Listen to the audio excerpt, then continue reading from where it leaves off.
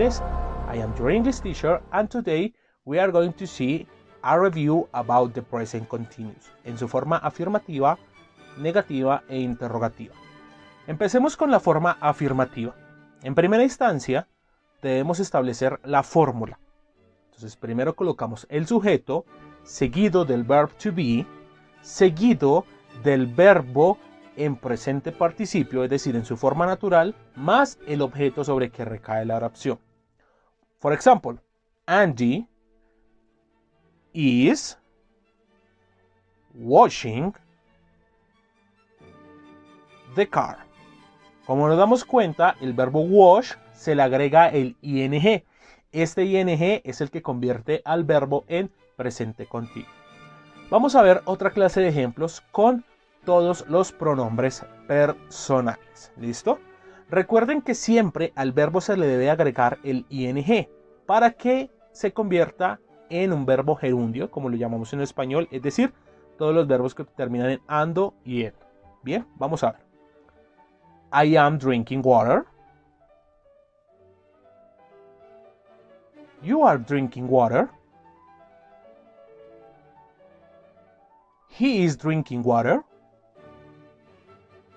She is drinking water. We are drinking water. They are drinking water. El verbo to be se debe colocar según el pronombre personal. Recuerden, chicos, que el sujeto o el pronombre personal puede combinarse con el verbo to be y hacer la respectiva contracción. Por ejemplo, I am se puede convertir divinamente en un am. You are se puede convertir en un your. He is se puede convertir en his y she is en she's. We are se puede convertir en we are. Y they are se puede convertir en they are.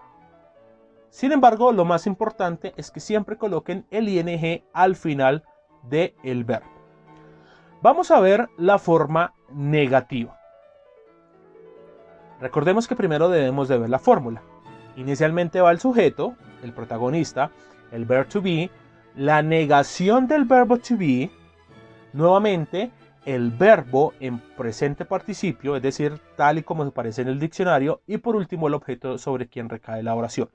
For example, I am not talking to Hannah. Yo no estoy hablando con Ana. ¿Listo? Ese ando se convierte en el ing.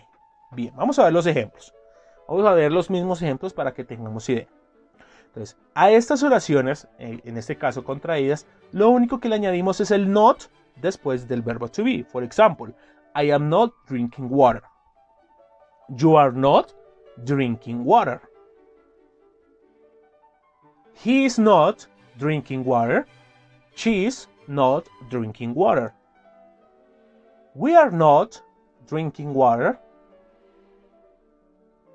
They are not drinking water.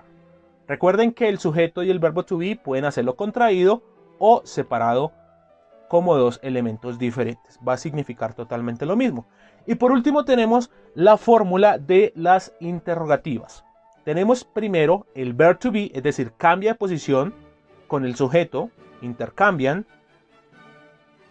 Sigue el presente participio, el verbo como aparece en el diccionario y por último el objeto. Es decir, are you doing a presentation? ¿Estás tú haciendo una presentación? Yes, I am. Sí, yo estoy haciendo la presentación. Entonces, como les decía, principalmente se cambia el pronombre personal, I, you, she, he, por el verbo to be, es decir, cambian de posición. Obviamente estableciendo que, como es una pregunta y al inicio se le coloca mayúscula y al final el signo de pregunta. Sin signo no hay pregunta. Quedaría: Am I drinking water? Are you drinking water? Is he drinking water? O is she drinking water? Are we drinking water? Are they drinking water? Very good, excellent.